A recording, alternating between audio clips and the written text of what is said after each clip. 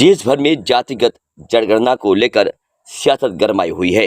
देश और प्रदेश में जातिगत जनगणना को लेकर विपक्ष सरकार पर हमलावर है, तो वहीं देश के प्रधानमंत्री नरेंद्र मोदी ने भी विपक्ष की इस मांग को लेकर निशाना साधा था। बिहार में जातिगत जनगणना और इसके नतीजों के बाद सबसे बड़े जाति समूह ओबीसी ईबीसी को लेकर राजनीति के बीच पीएम मोदी ने कहा कि सबसे बड़ी आबादी गरीबों की है। पीएम मोदी ने पूर्व पीएम मनमोहन सिंह की बात याद दिलाते हुए कहा था और ये पूछा था कि क्या कांग्रेस अब मुसलमानों का हक कम करना चाहती है?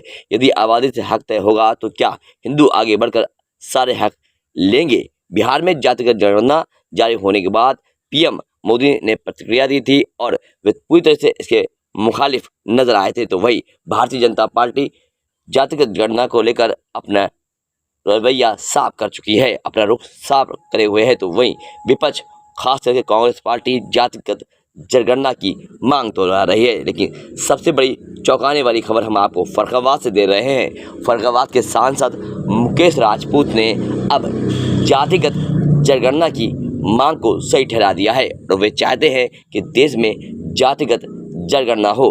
अपनी ही पार्टी की लीग से हटकर देश के प्रधानमंत्री, जो कि भारतीय जनता पार्टी के चुनाव चिन्ह पर जीतकर आए हैं और प्रधानमंत्री हैं नरेंद्र मोदी, उनकी बात को दरकिनार करते हुए मुकेश राजपूत ने जातिगत जनगणना पर विपक्ष के सुर में सुर मिलाया है और कहा है कि जातिगत जनगणना होनी चाहिए।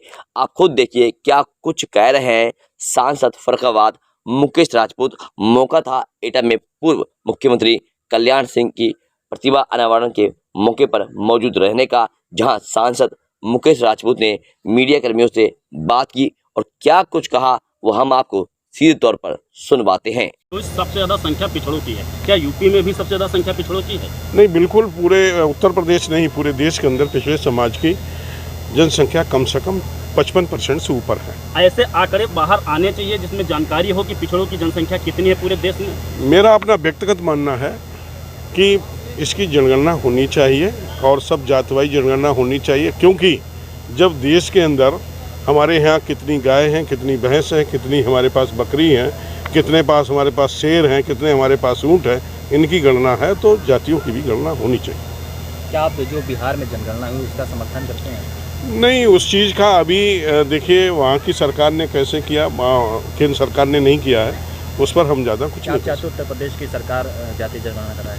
नहीं, मैं तो चाहता हूँ कि माननीय प्रधानमंत्री को, भारत सरकार को जातीय जनगणना करानी चाहिए।